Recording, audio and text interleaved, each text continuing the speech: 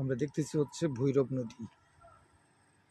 এই নদীটা ডিরেক্টলি এই যে এই সাইডটা হচ্ছে গিয়ে খুলনা এবং তার অপর সাইডটা হচ্ছে গিয়ে যশোর।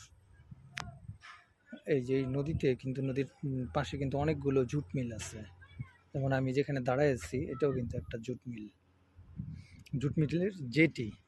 তো নদীর পাশে এত জুট মিল থাকার কারণে হলো এই জুট মিলগুলো অনেক পুরাতন এবং যে সময় এই জুট মিলগুলো তাদের কার্যক্রম শুরু করে তখন এখানে নদীটাই ছিল হচ্ছে গিয়ে মেন যাতায়াতের একটা উৎস। তো সেই কারণে এই নদীর মাধ্যমেই তারা শিপমেন্ট দিয়ে দিত আর কি তাদের ম্যাটেরিয়াল।